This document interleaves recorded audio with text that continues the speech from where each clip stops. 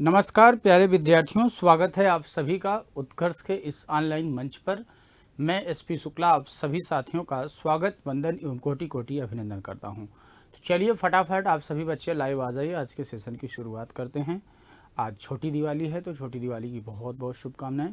बच्चे, दिवाली ही एक ऐसा त्यौहार है ना जिस पर ये मान्यता है कि आप जितनी अच्छे से पढ़ाई करोगे उतना ही आप आगे बढ़ोगे। तो दिवाली पर पढ़ाई किया जाता है। हाँ, दिवाली के दूसरे दिन कलम बंदी रहती है। उस दिन ऐसा हमारे पूर्वजों का मानना है कि उस दिन कलम नहीं उठाना चाहिए, यानी पढ़ाई लिखाई उस समय बंद रहती है। तो दिवाली तक तो हम लोग पढ़ ही लेते हैं बच्चे। आपको पता है बच्चे, हमारी जो चर्चा हो रही है वह संज्ञा के साथ हो रही है। तो संज्ञा के आज हम पार्ट सेकंड पर बच्चे चर्चा करने वाले हैं। पहली क्लास में संज्ञा पर क्या क्या बातें हुई आओ थोड़ा सा देख लेते हैं। हमने विकारी शब्द को डिफाइन किया, फिर उसके बाद विकारी शब्द के भेद की बात किया, 4 भेद। फिर संज्ञा से हमने शुरुआत की कि सम प्लस ज्ञा मिलकर के होता है संज्ञा, यानी उच्चारण स्थान की बातें, दोनों तरीके से बातें किया था। फिर संज्ञा की डिफिनीशन दी है बच्चे कि हाँ क्या कैसे क्या हो सकता है। फिर संज्ञा का वर्गीकरण किया, संज्ञा रूप के आधार पर, मुख्य रूप से संज्ञा के कुल भेद और गणना के आधार पर, जीव के आधार पर, उत्पत्ति के आधार पर बातें किया। फिर रूप के आधार पर अथवा धर्म के आधार पर 2 भेद की बात की, जिसमें मूर्त या वास्तविक संज्ञा, अमूर्त या अवास्तविक संज्ञा की बात किया बच्चे। फिर इसके बाद मुख्य रूप से संज्ञा के 3 भेद, व्यक्तिवाचक, जातिवाचक और भाववाचक, जिसमें द्रव्यवाचक और समूहवाचक की बातें किया था। और लास्ट टाइम बच्चों आपको याद होगा यही बिंदु पर हम आपको छोड़े हुए थे बच्चों, जहाँ से आपको चर्चा करनी थी कि संज्ञा के मुख्य रूप से 3 भेद होते हैं, व्यक्तिवाचक, जातिवाचक और भाववाचक। व्यक्ति में बच्चे आपको हमने सारी चीज़ें बहुत आसानी से बता दिया था। आपको यहाँ किसी भी प्रकार से प्रॉब्लम यानी समस्या का फेस नहीं करना है। हम एक एक संज्ञा पर भी चर्चा करूँगा बच्चों, लेकिन थोड़ा सा पहले थोड़ा जैसे व्यक्तिवाचक, जातिवाचक, द्रव्यवाचक, समुदायवाचक, भाववाचक, एक एक संज्ञा पर चर्चा मैं करने वाला हूँ। लेकिन उससे पहले गणना के आधार पर संज्ञा के भेद जो हैं, ये जो हैं, इन पर अच्छे से चर्चा कर लूँ बच्चे, फिर उसके बाद हम चर्चा करेंगे बच्चों। क्लियर है? तो आओ गणना के आधार पर संज्ञा के भेद की बात करें तो 2 भेद की बात की जाती है। कितने भेद की बात बच्चे? 2 भेद की बात की जाती है। गणनीय संज्ञा का मतलब होता है वे संज्ञा पद या वे संज्ञा शब्द जिनको गिना जा सकता है, जिनको गिना जा सकता है, जिनको गिना जा सकता है,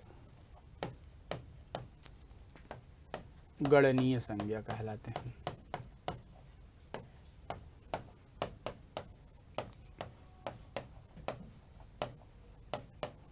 गणनीय संज्ञा कहलाते हैं। जिनको गिना जा सकेगा बच्चों वो गणनीय संज्ञा हो जाएगी। और अगणनीय संज्ञा तो वे संज्ञा शब्द जिनको, वे संज्ञा शब्द जिनको गिना नहीं जा सकता, जिनको गिना नहीं जा सकता, जिनको गिना नहीं जा सकता, अगणनीय संज्ञा कहलाती हैं।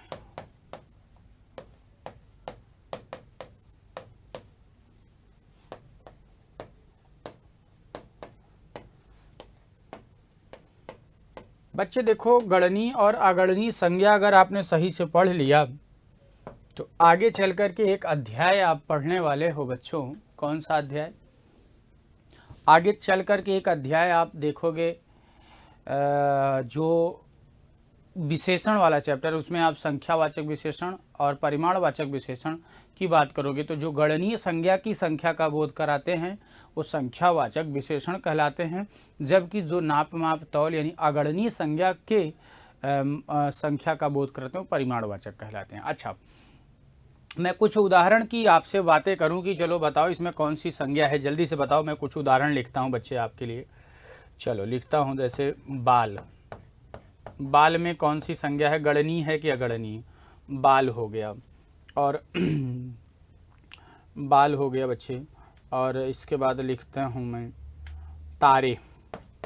तारे गणनीय है कि अगणनीय? पत्तियां आपकी बच्चों गणनीय है या अगणनीय। बाल, तारे, पत्तियां, भीड़ यानी कि जनता, जनता गणनीय है कि अगणनीय। और इसके बाद बच्चे कहा जाए चावल गणनीय है कि अगणनीय। चावल हो गया। और इसके बाद बच्चे आपसे कहा जाए पानी, पानी आपकी गणनीय है या अगणनीय। चावल, पानी। और इसके बाद बच्चे आपका हो जाएगा चीनी। बहुत सारा शब्द आ सकता है। बच्चों एक चीज़ समझना, मैंने बताया कि जहाँ गिना जा सके वहाँ गणनीय और जहाँ ना गिना जा सके अगणनीय। बच्चे बचपन से आप बहुत परेशान होते, कंफ्यूज होते। एक चीज़ समझो। चलो बच्चे आपका कमेंट आना चाहिए। बाल गणनीय है कि अगणनीय, तारे गणनीय है कि अगणनीय, पत्तियाँ गणनीय है कि अगणनीय और जनता गणनीय है कि अगणनीय। चलो जल्दी से बताओ। देखो अलग अलग विद्यार्थियों के अलग अलग जवाब आएंगे। कुछ को गणनीय लग रहा है, कुछ को अगणनीय। मोस्टली बच्चों को लग रहा है कि अगणनीय है। चलो मोस्टली बच्चे आपका जवाब बिल्कुल गलत है, कारण समझो। मैं आपको आज तरीका बताता हूँ जीवन में कभी गलती ही ना हो। गणनीय संज्ञा का मतलब आप ऐसे समझ लो, जहाँ एक होगा, जहाँ एक होगा वहाँ अंतिम अवश्य होगा। जहाँ एक होगा वहाँ अंतिम अवश्य होगा। बच्चे इसको मैं थोड़ा सा छोटा करता हूँ, ध्यान से समझना। जहाँ बच्चे एक होगा, जहाँ एक होगा वहाँ अंतिम अवश्य होगा। बच्चे ध्यान दो, जहाँ एक होगा वहाँ अंतिम अवश्य होगा। ऐसी स्थिति में यानी जहाँ एक है वहाँ अंतिम अवश्य है, तो वह आपका बच्चे कौन सी संज्ञा हो जाएगा? गणनीय संज्ञा हो जाएगा। बच्चों क्या हो जाएगा? गणनीय संज्ञा हो जाएगा। जैसे जैसे बच्चे देखो, बाल, तारे, पत्तियां और जनता ये गणनीय है। आपको लग रहा है अगणनीय। देखो मेरे बच्चे, आप ऐसे समझ जाओ, बाल, एक बाल गिनते हो क्या? देखो मेरे एक बाल पक गए हैं, मेरा 2 बाल पक गया, मेरा 5 बाल पक गया, कुछ बाल पक गया है। आप कैसे कह लेते हो? यानी एक गिनते हो तभी तो दाढ़ी में कहते हो मेरे दाढ़ी में 1 बाल पक गया है, 2 बाल पक गया है। कैसे बच्चे बताते हो? यानी जहाँ एक है वहाँ अंतिम अवश्य है, ये आपका गणनीय होगा। पत्तियाँ, तारे बताते हो सूर्य एक तारा है, ये एक तारा है, ये एक तारा है। विद्यार्थियों जरा ध्यान से समझो, जब आप किसी एक तारे की बात करते हो, किसी एक को गिन सकते हो, तो इसका मतलब है कि अंतिम भी आप गिन सकते हो। अब आपकी क्षमता नहीं है, आप में सामर्थ्य नहीं है कि आप चले जाओ सूर्य पर, जाने में तो जल के भस्म हो जाओगे, तो कहाँ से और गिनोगे? समझ रहे हो? लेकिन इसका मतलब ये थोड़ी का गणनीय है। सर रात में कहते हो ध्रुव तारा। पत्तियाँ, आपको लगता है यार पेड़ में बहुत पत्तियाँ होती, कहाँ से गिन पाएंगे? मेरे बच्चा, आज एक छोटा सा पेड़ कोई हो घर में जो अभी शुरुआत ही हो रहा हो, उसकी सारी पत्तियां तोड़ डालो। अब देखना कहीं आम ओम का पेड़ ना हो कि उसकी पत्ती तोड़ डालोगे घर वाले गली आने लगे। ठीक है, आप तोड़ करके गिनो, क्या वो गिन नहीं पाओगे क्या? या पत्तियां अपने आप बढ़ती जाएगी क्या? बच्चे कोई बड़ा सा बड़ा पेड़ ही क्यों ना हो, 1000 पत्ती, 10,000, 20,000, 50,000, 80,000, 90,000 पत्ती होगी, 90,000 लोगों को लगा दो, गिन लोगे कि नहीं? तो बच्चे ये भी गणनीय है। जनता, कहते हो ना लगभग 1 लाख भीड़ थी, 1 लाख। अब बच्चे अगर गिन ही नहीं सकते थे तो लगभग 1 लाख कहाँ से बता दिए? यानी कि बच्चे जहाँ एक गिन सकते हो वहाँ अंतिम भी गिन सकते हो, वह गणनीय संज्ञा होगी। अगणनीय संज्ञा का बात करें बच्चे, तो अगणनीय संज्ञा में जहाँ एक ही ना आए, ध्यान से समझना बच्चों, जिसमें एक ही ना मिले, ऐसी संज्ञा जिसमें एक ही ना हो वह अगणनीय संज्ञा होगी। अब मैं आपको अगणनीय संज्ञा की बात करता हूँ बच्चों। जैसे अब जैसे आपसे कहा जाए कि चलो बताओ, तो बच्चों के लिए देखो, जो इसको अच्छे से समझ लिया उसको थोड़ा सा एक नया कन्फ्यूज़न पैदा हो गया। अब मैं पूछ रहा हूँ, चावल बताओ गणनीय है कि अगणनीय? जो अभी तक यहाँ आप पढ़े नहीं थे तो सही बताते थे या गणनीय, अब आप कहोगे नहीं ये तो गणनीय हो गया। मैं पूछूंगा आपसे, बच्चा जरा बताओ कैसे, तो आप कहोगे मैं चावल गिन लूँगा। चलो आप अपने घर से ही चावल ले लो, एक मुट्ठी ले लो, गिनो चावल मेरे साथ। एक चावल, दो चावल, तीन चावल कहते हो कि एक दाना, दो दाना, तीन दाना। आप चावल नहीं गिनते हो, आप दाने गिनते हो। इंग्रेडिएंट्स ऑफ राइस, राइस यानी चावल के दाने गिन रहे हो बच्चे, राइस यानी चावल नहीं गिन रहे हो, लेकिन आपको लग रहा है कि मैं तो चावल गिन रहा हूँ बच्चों। बात क्लियर हुई क्या? पानी, पानी थोड़ी गिन सकते हो, पानी की मात्रा है, पानी की बूंद गिनते हो, अ ड्रॉप्स ऑफ वाटर। ऐसा करो कि पानी के लिए पानी बॉटल पानी पीते हो, आज जाओ दुकान पे जाओ और प्यास लगी हो, उसे कह दो 5 पानी दे दो, 5 पानी, कहेगा ये खेत में पानी लगाने की बात कर रहा है क्या, कि 5, गाँव में कहते हैं ना 1 पानी दिया हूँ, 2 पानी दिया हूँ, ठीक है। या आप चीनी लेने जाओ, चीनी लेते समय कह दो दुकान पे जाओ और कह दो मुझे 3 चीनी दे दो, 3 चीनी, 3 किलो की जगह कह दो 3 चीनी दो, कहें पगला गया है क्या, ज़्यादा हिंदी पढ़ लिया है क्या। या घर में चावल ही मांग लो, मम्मी से आज कहो मम्मी मुझे 3 चावल दे दो, तो मम्मी 2 कलछुल मारेंगी, कहेंगी बेवकूफ़ ले 3 कलछुल दे रही हूँ, उसी में गिन ले अपना 3। समझ में है कि नहीं बच्चे? अब ट्रिक कॉन्सेप्ट समझो, ये कॉन्सेप्ट गड़बड़ नहीं होगा, सही होगा, लेकिन अब यहां देखना अगणनीय संज्ञा की स्थिति क्या होगी बच्चे। जहां एक होगा वहां अंतिम अवश्य होगा गणनीय। यहां पर क्या होगा बच्चे, जहां बच्चों एक ही नहीं मिलेगा, जहां एक ही ना मिले, एक ही ना हो, एक ही ना हो, जहां एक ही ना मिले बच्चे, अर्थात यहां एक पाओगे ही नहीं। पानी में मैं कहूं मैं दे दूं, मैं आपको क्या करूं बच्चों, पानी ले दूं, ठीक है, ऐसे समझ जाओ। अगर मैं आपके सामने कहूं कि चलो पानी रख लो, क्या रख लो बच्चे, पानी रख लो। अब मैं कहूं चलो पानी में गिनो, 1 पानी 2 पानी बताओ, गिन के बता सकते हो क्या? नहीं बता सकते। पानी की बूंद गिन सकते हो, आप क्या कहोगे, ड्रॉप्स ऑफ वाटर। बच्चों क्या कहोगे आप, ड्रॉप्स ऑफ वाटर कहोगे, ना कि पानी गिन रहे हो, पानी की बूंद गिन रहे हो। बहुत ध्यान से समझना। तो बच्चे अर्थात यहाँ आप एक कॉन्सेप्ट जान लेना, जहाँ बच्चे माप, नाप, तौल, जहाँ माप, नाप, तौल इत्यादि का बोध कराने वाले संज्ञा का बोध होगा बच्चे, वह आपकी अगणनीय संज्ञा होगी बच्चों। क्या हो जाएगी वो? अगणनीय संज्ञा होगी। कब? जहाँ नाप, माप, तौल की बात करेगा बच्चे, तो 5 चावल हम नापते हैं, मापते हैं, तौलते हैं, किस में? तो आप बात को समझ रहे हो बच्चे, क्लियर? तो गणना के आधार पर संज्ञा के 2 भेद होते हैं, गणनीय संज्ञा और अगणनीय संज्ञा। गणनीय का मतलब जिसको गिना जा सके, अगणनीय का मतलब जिसे ना गिना जा सके। यही आगे चल करके बच्चों आप पढ़ोगे संख्यावाचक विशेषण और गुणवाचक विशेषण। तो संख्यावाचक विशेषण तब होगा जहाँ बच्चे गणनीय संज्ञा के निश्चित व अनिश्चित संख्या का बोध होगा, गणनीय संज्ञा होगा। जहाँ नाप, माप, तौल की वस्तु यानी पदार्थ, ये केवल और केवल बच्चे जो अगणनीय संज्ञा होता है, ये भाव द्रव्यवाचक संज्ञा। अगणनीय संज्ञा प्यारे बच्चों ये द्रव्यवाचक संज्ञा की होती है, अकेले किसकी होती है? तो अगणनीय संज्ञा द्रव्यवाचक संज्ञा की होती है।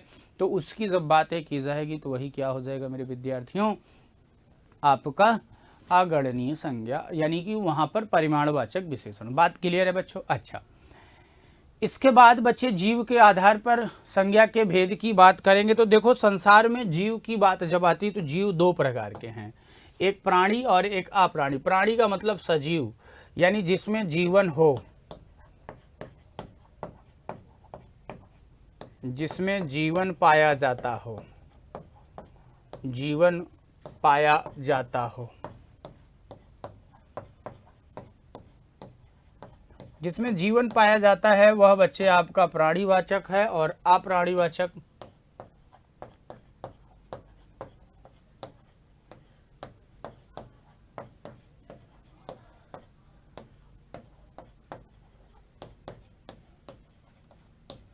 जिसमें जीवन नहीं होता है बच्चों, वह आपका क्या होता है? अप्राणीवाचक हो जाएगा। अब बच्चों इसमें एक चीज़ समझ लो, प्राणी और अप्राणी की बात कर रहा हूँ, थोड़ा सा एसी चलाता हूँ, गर्मी थोड़ा सा बढ़ रही है, ठीक है। अब बात को समझना, बिल्कुल स्क्रीनशॉट का मौका देंगे बच्चे, पूरा पढ़ो, बाद में स्क्रीनशॉट का पूरा मौका देंगे आपको। चाहे जो जो शॉर्ट ले लीजिएगा, कोई दिक्कत नहीं है। तो प्राणीवाचक की स्थिति में बच्चे जैसे मैं कहूँ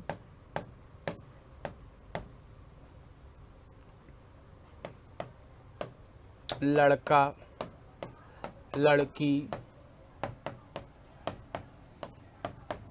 गाय, भैंस, आदमी, जानवर इत्यादि। और अप्राणीवाचक में बच्चे अगर बातें करें जैसे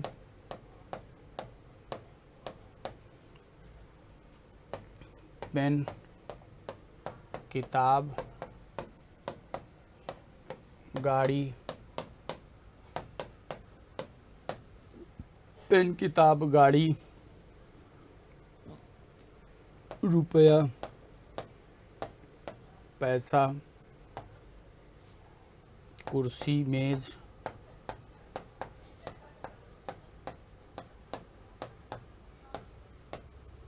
इत्यादि। इनको बच्चे अप्राणीवाचक कहा जाता है। क्लियर है? ये तो बात रही बच्चे जीव की बात किया। उत्पत्ति के आधार पर संज्ञा की बात आती है बच्चों, तो कहीं कहीं पर व्युत्पत्ति की बात कर ली जाती है। व्युत्पत्ति के आधार पर आप देखोगे तो लोगों ने 2 ही माना है, उत्पत्ति के आधार पर 3 की बात बच्चे किया है। क्लियर है? चलो अच्छा, स्क्रीनशॉट के लिए बच्चे बार बार कह रहे थे, चलो एक बार मैं स्क्रीनशॉट ले लीजिए। मैं पानी पी लेता हूँ इसी बहाने, खटाक से आप स्क्रीनशॉट ले लीजिए।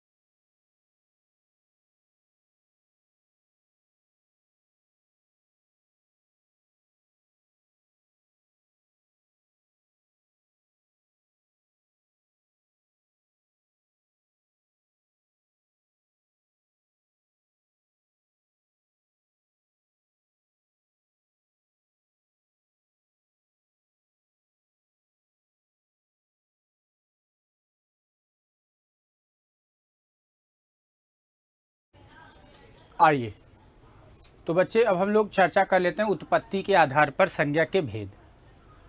कहीं कहीं पर विद्यार्थियों आप देखोगे कि जब बात व्युत्पत्ति की जाती है तो उत्पत्ति के आधार पर तो 3, कहीं कहीं पर बच्चे व्युत्पत्ति दे देता है। व्युत्पत्ति के आधार पर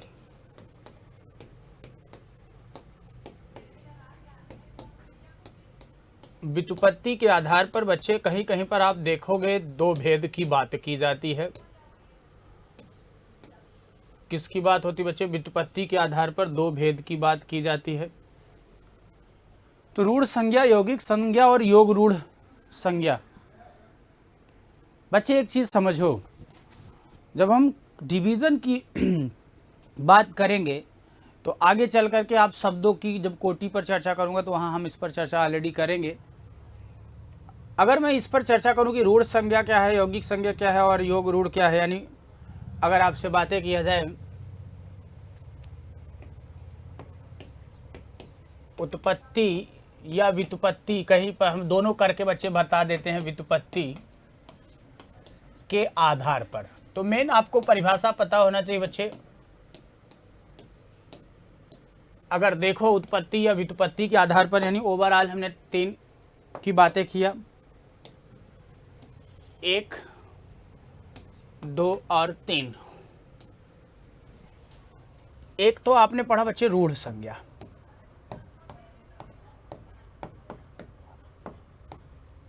दूसरा है बच्चे आपका यौगिक संज्ञा।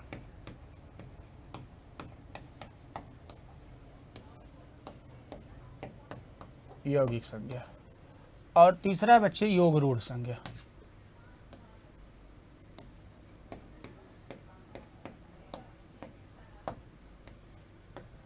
कुछ लोगों ने योग रूढ़ भी जोड़ दिया है, वैसे मूलतः दो ही होते हैं बच्चे, रूढ़ यौगिक और योग रूढ़।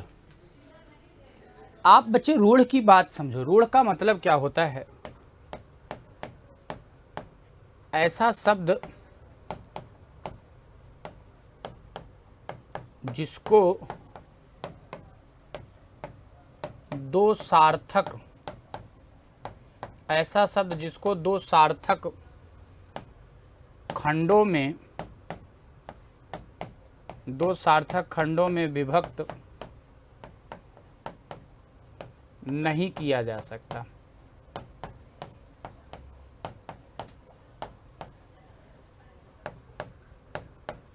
दो सार्थक खंडों में विभक्त नहीं किया जा सकता,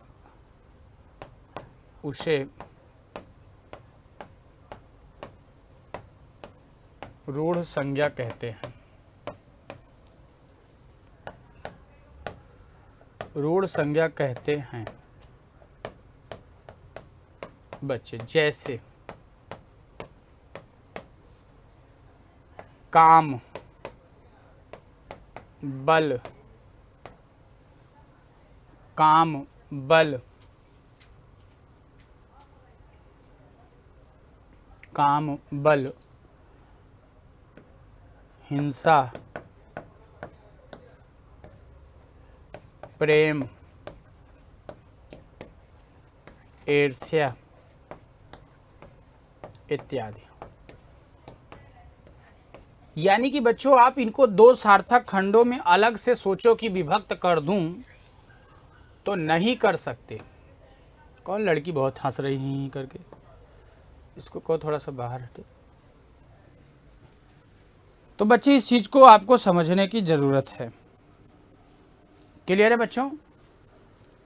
तो ऐसे शब्द जिसको दो सार्थक खंडों में विभक्त नहीं किया जा सकता उसे रूढ़ संज्ञा कहते हैं। जैसे काम, बल, हिंसा, प्रेम, ईर्ष्या इत्यादि। आप अगर इसको आप तो सोचो कि और छोटा छोटा खंड कर दो तो ये इसके खंड नहीं होंगे बच्चे। और यौगिक संज्ञा की बात करें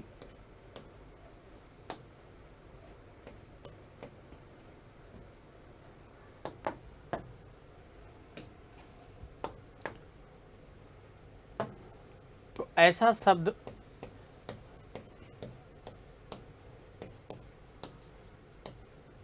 जिसको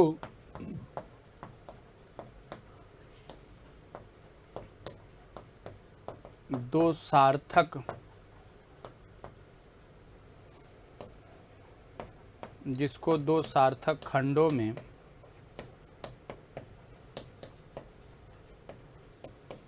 विभक्त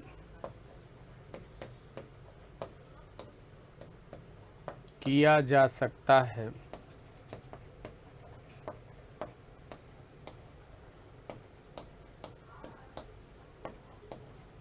उसे, जिसको दो सार्थक खंडों में विभक्त किया जा सकता है उसे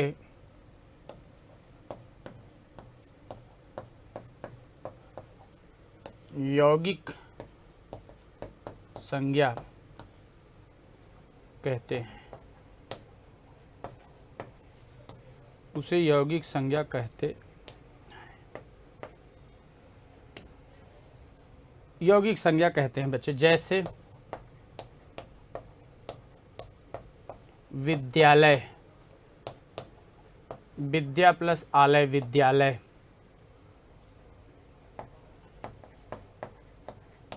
औषधालय, औषधि प्लस आलय औषधालय, महौषधि, महोत्सुक्य, दीर्घ, विद्यालय, औषधालय, संग्रहालय। और बच्चे कर सकते हैं जैसे, और इसी में यौगिक संज्ञा में रेलगाड़ी,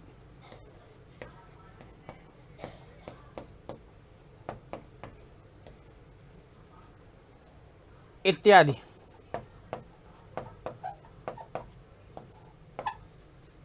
इनको जब बच्चे हम बातें करते हैं तो इसी को क्या कह देते हैं आप सभी? यौगिक शब्द। अच्छा, यही रेलगाड़ी आप शब्दों में जब पढ़ोगे तो योग रूढ़ में कहा जाता है बच्चे, योग रूढ़ अलग विषय हो जाता है वहाँ पर। वहाँ योग रूढ़ शब्द कहने का मतलब आप जानते हो कहीं ना कहीं उससे रिलेटेड चीज़ें मिल रही हैं यहाँ पर भी। सामान्यतः जब व्युत्पत्ति के आधार पर डिवाइड करते हो तो इसको बच्चों ले जाते हो आप संकर शब्द में रखते हो, यानी वो भी आ जाएंगे। अच्छा, जो योग रूढ़ शब्द है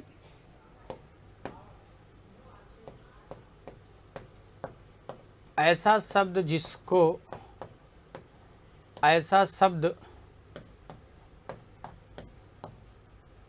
जिसको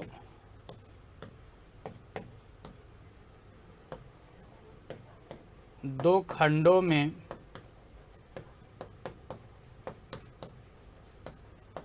विभक्त किया जा सकता है,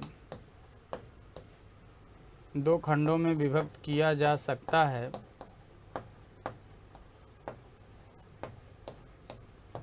लेकिन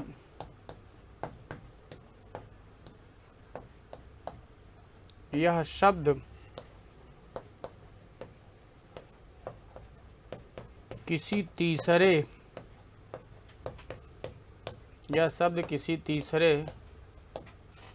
अर्थ को व्यक्त करता है।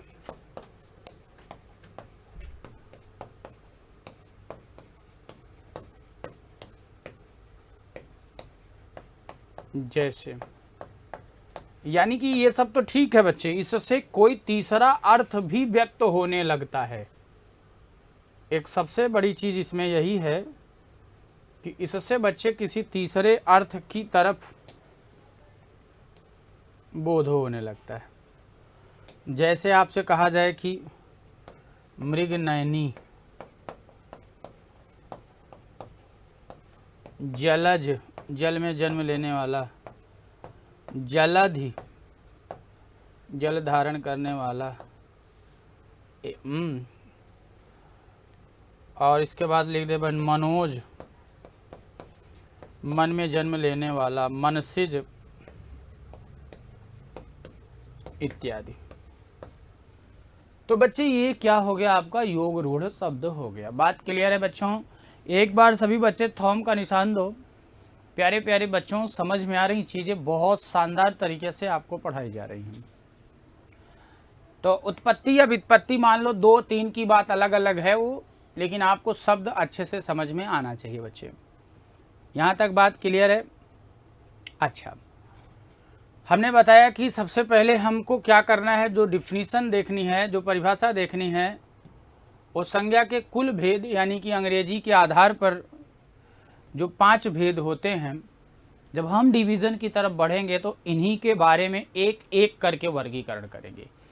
यानी एक एक संज्ञा के बारे में बच्चों यहीं पर हम चीज़ों को क्या करेंगे, पढ़ेंगे। बातें क्लियर है? चलो आओ एक एक संज्ञा के बारे में पढ़ लेते हैं। सबसे पहले आपका बच्चे पहली हेडिंग यहीं से डालेंगे कि व्यक्तिवाचक संज्ञा।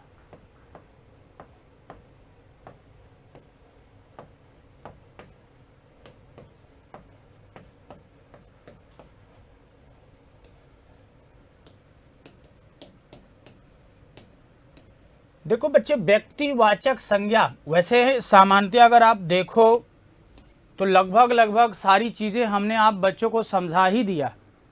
आप देख पा रहे हो कि एक भी ऐसा पॉइंट नहीं बचा जो आपका बच रहा हो बच्चों, क्योंकि सामान्यतः जितनी चीज़ें आप पढ़ते हो उतनी चीज़ों को हमने क्या कर दिया, कवर ही कर दिया है। फिर भी कई बार विद्यार्थियों के लिए ये सपना होता है, आप जब परिभाषा लिखते हो तो चीज़ें गड़बड़ा देते हो, तो उस चीज़ को बच्चे हम बातें करेंगे आपसे। अच्छा, एक चीज़ और, दूसरी चीज़, बहुत छोटी छोटी पॉइंट जो कई बार आपको लगता है कि नहीं ये तो बड़ा आसान है, से आसान है ही है, लेकिन फिर भी आपको समझना पड़ेगा बच्चों।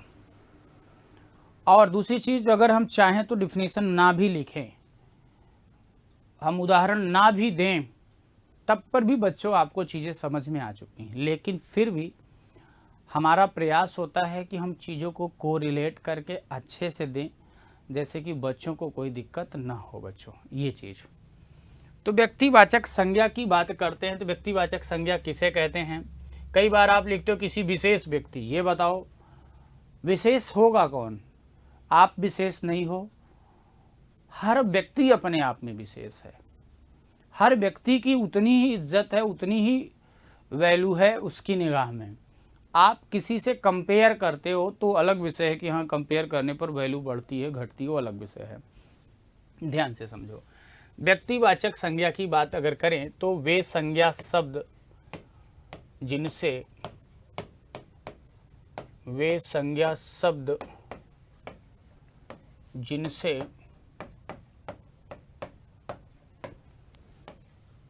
जिनसे किसी एक व्यक्ति एक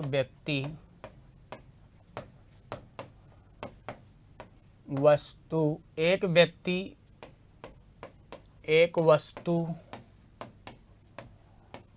एक स्थान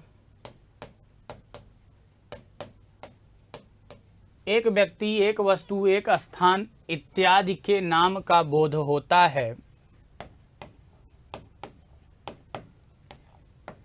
इत्यादि के नाम का बोध होता है,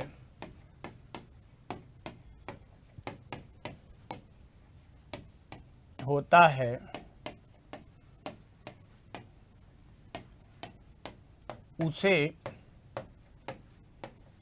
व्यक्तिवाचक संज्ञा कहते हैं।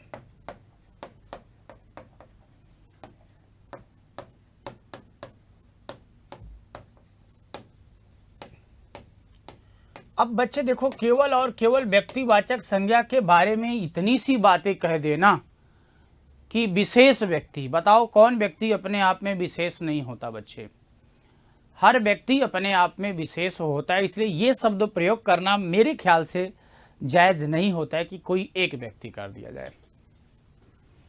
अब बच्चों जैसे कि मैं बातें करूं, जैसे आपसे कहा जाए कि स्त्री व पुरुषों के नाम, ध्यान देना, स्त्री पुरुषों के नाम। अब बच्चे देखो, स्त्री पुरुषों के नाम की बात करोगे, स्त्री और पुरुष के नाम में आप बहुत सारे नाम लिख सकते हो, जैसे शिखा, अंतिमा, विदुषी। अच्छा, विदुषी नाम भी हो सकता है, भी हो सकता है, ऐसे चीज बचेंगे। अवि, गुण, आभा, सौम्या, खुशबू इत्यादि। बच्चे ये क्या हो जाएगा? व्यक्तिवाचक संज्ञा।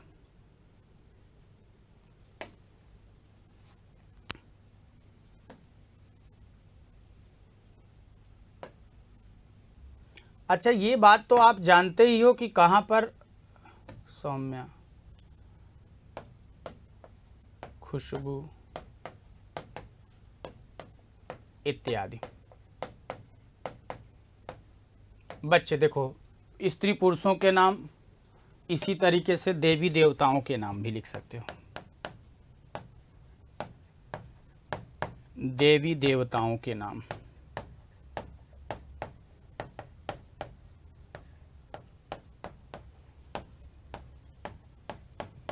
देवी देवताओं के नाम में बच्चे जैसे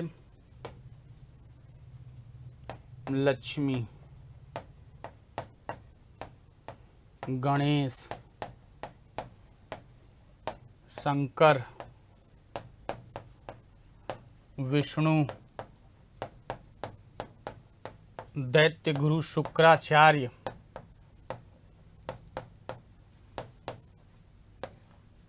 इत्यादि।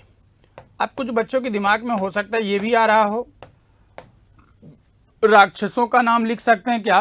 तो बच्चे राक्षसों का भी नाम लिख सकते हो, राक्षसियों का भी नाम लिख सकते हो, इसलिए आप इसको नहीं सोचना कि राक्षसों का नाम लिख सकते हो कि नहीं। ये तो मैं लिख रहा हूँ केवल आपके नोट्स बनाने के लिए। बाकी इनकी आवश्यकता मैं पुनः बता रहा हूँ बच्चे आपको नहीं थी। देवी देवताओं के नाम, फिर बच्चे लिख लो स्थानों के नाम,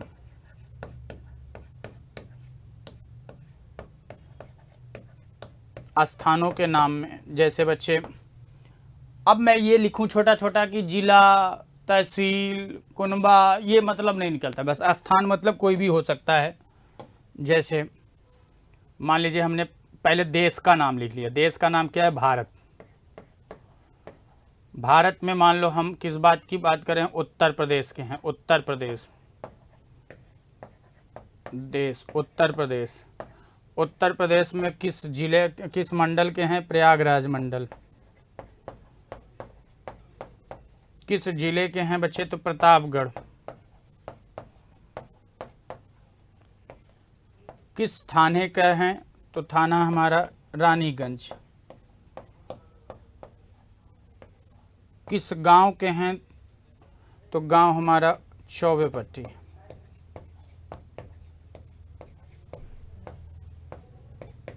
इत्यादि। बच्चों जरा एक चीज गौर करो, यानी कि आप ये देख रहे हो कि हम इसमें नाम भी रख सकते हैं। किसी का नाम, राज्य भी हो सकता है, देश भी हो सकता है, प्रदेश भी हो सकता है, नगर भी हो सकता है, कस्बा भी हो सकता है, कुनबा भी हो सकता है, बहुत कुछ हो सकता है बच्चों। हाँ बिल्कुल, खाड़ी एवं झीलों के नाम भी लिख सकते हैं। बंगाल की खाड़ी, नक्की झील आदि होती हैं ना।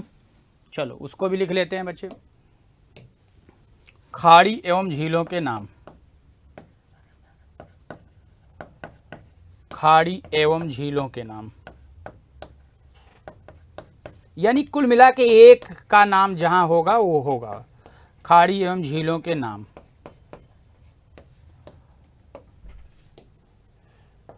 बंगाल की खाड़ी,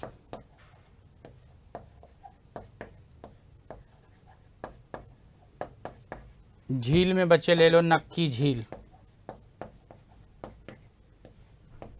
चिल्का झील आदि। ये बच्चे क्या हो जाएंगे आपके? खाड़ी एवं झीलों के नाम। बहुत सारी खाड़ी हैं, बहुत सारी झील हैं, उनको भी ले सकते हैं। इसी तरीके से बच्चे सागरों की बात कर लो, महाद्वीपों की बात कर लो। महाद्वीप में जैसे एशिया महाद्वीप, यूरोप महाद्वीप, समुद्रों में काला सागर, भूमध्य सागर, हिंद महासागर, प्रशांत महासागर।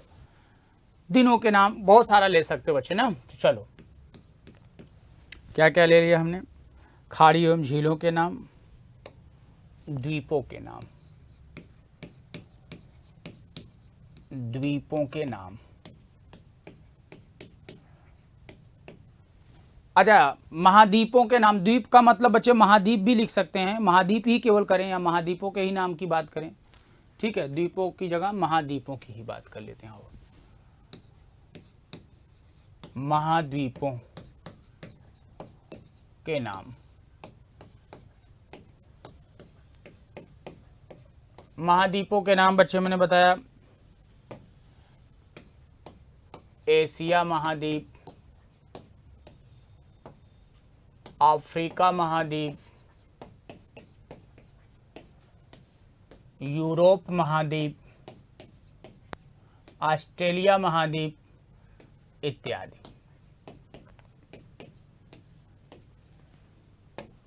सागरों के नाम बच्चे, समुद्रों के नाम या सागरों के नाम। चलो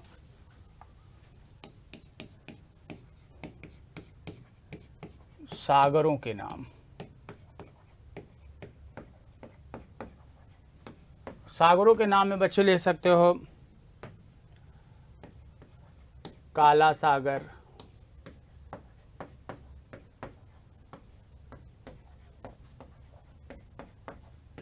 प्रशांत महासागर,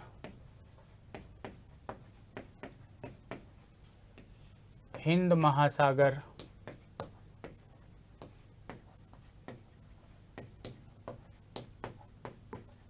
इत्यादि। देखो मैं बताया ना बच्चे पुनः कि नोट्स में आपको बहुत शानदार तरीके से बनाना है। नोट्स में लिखते समय ये नहीं सोचना है कि क्या लिखें और क्या ना लिखें ना। नोट्स में आपको पूरा लिखना है। बाकी हाँ वो अलग विषय है कि हम संक्षिप्त रूप से तो एक ही लाइन में आपको चीज़ों को बता ही दिए, उसमें दिक्कत नहीं होना चाहिए। चलो, इसके बाद दिनों एवं महीनों के नाम। दिनों एवं महीनों के नाम। दिनों एवं महीनों के नाम में बच्चे लिख डालो 2-3। सोमवार, मंगलवार, जनवरी, फरवरी इत्यादि। अब देखो, इस ऐसा नहीं कि हिंदी का नाम लेंगे कि नहीं। अब कोई बच्चा ये क्वेश्चन कर दे कि गुरुजी इसमें हिंदी महीनों के नाम आ सकते हैं कि नहीं, तिथियों के नाम आ सकते हैं कि नहीं, तो मेरे ख्याल से उसको आप इतना समझ रहे हो बच्चे। क्लियर है? अच्छा, कई बार ऐतिहासिक इमारतों के नाम की बात कर लेता है। ऐतिहासिक इमारत के साथ साथ ऐतिहासिक दरवाजे हो गए, खिड़कियां हो गई, जैसे आपका Ajmeri gate, India gate, Sanganeri gate, बीचली खिड़की इत्यादि आ जाती बच्चे। तो आप अलग अलग चाहे लिख लो, चाहे एक में, किस में कर दें, अलग अलग की एक में, बोलो। ऐतिहासिक दरवाजे एवं खिड़कियों के नाम एक में ही अलग अलग ही कर देते हैं। आओ, ऐतिहासिक दरवाजे एवं खिड़कियों के नाम। ऐतिहासिक दरवाजे एवं खिड़कियों के नाम। देखो बच्चे, ऐतिहासिक दरवाजे एवं खिड़कियों की बात करेंगे, अजमेरी गेट, बुलंद दरवाजा, और इधर आपका इंडिया गेट, बिचौली की खिड़की, बिचौली। बिचौली बच्चे एक नाम है, खिड़की का नाम रखा गया है ना। बिचौली कहीं कहीं पर बीचली खिड़की कहते हैं ना। बीचली है, बिचौली नहीं है, बीचली।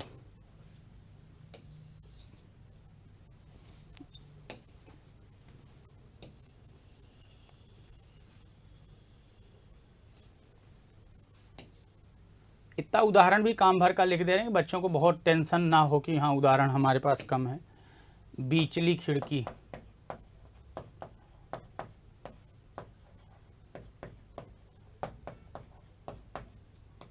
इत्यादि।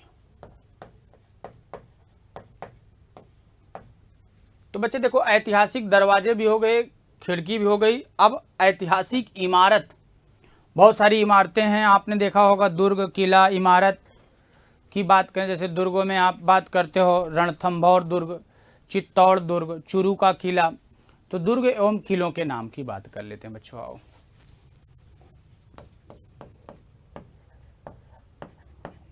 दुर्ग एवं किलों के नाम।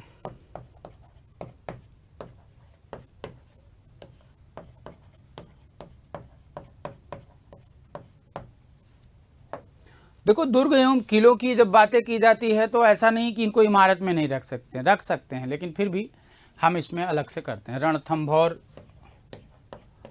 रणथंभौर दुर्ग,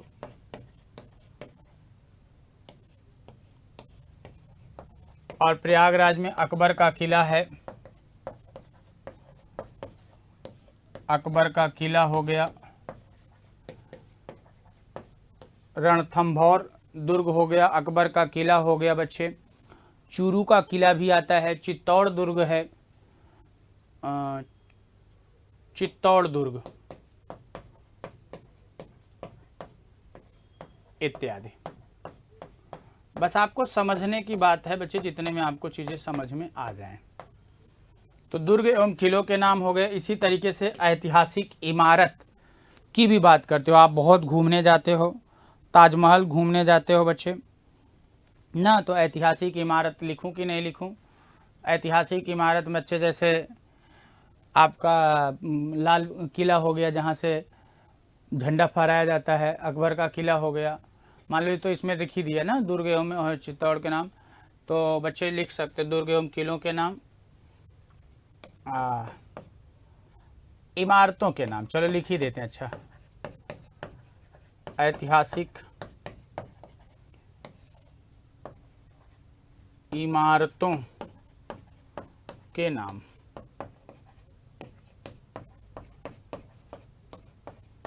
ऐतिहासिक इमारतों के नाम में बच्चे जैसे ताजमहल का किला, और ताजमहल का किला नहीं, ताजमहल,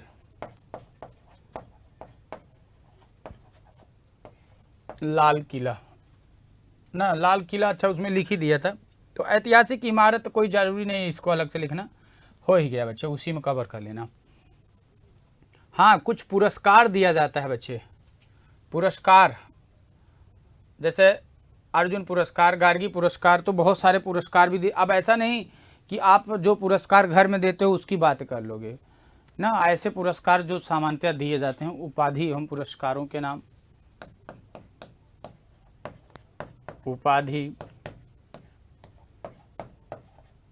एवं पुरस्कारों के नाम। उपाधि एवं पुरस्कारों के नाम जैसे आपका हो गया बच्चे गार्गी, उपाधि दे दिया आपने, अर्जुन पुरस्कार, ठीक है, रामधारी सिंह दिनकर, और पुरस्कार में मान लो आपने कह दिया ज्ञानपीठ, साहित्य अकादमी, या चलो बहुत है इतना, इत्यादि। इसी तरीके से लेखकों के नाम की भी बात कर सकते हो, ठीक है, लेखक के नाम हो गए, पठारों के नाम हो गए, दिशाओं के नाम हो गए ना। आओ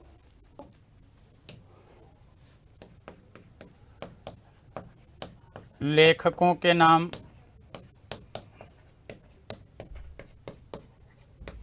चलो बच्चों पठारों के नाम, लेखकों के नाम, पठारों के नाम, पुस्तकों के नाम,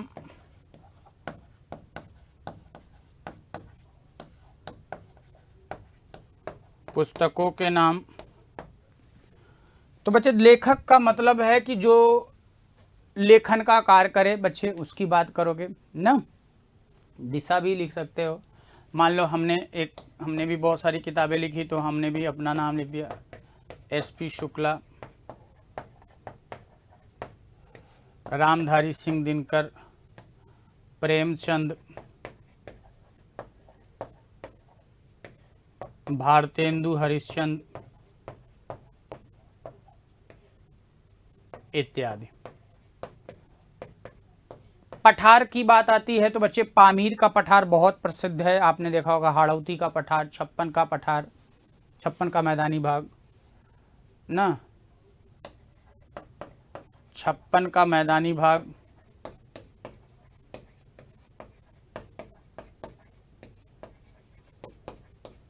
पामीर का पठार,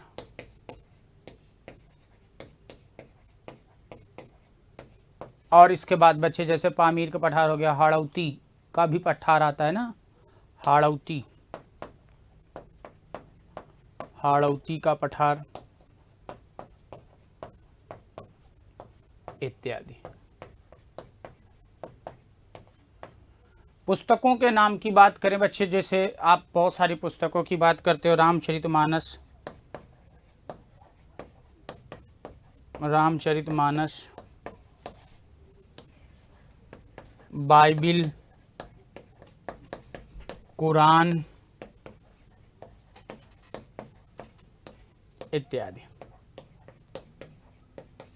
तो बच्चे देखो अभी इस पर विशेष पॉइंट बच रहा है, ठीक है, विशेष पॉइंट बच्चे, कुछ फैक्ट्स बच रहे हैं जिन पर हमारी आपकी वार्ता होगी बच्चों अगली क्लास में।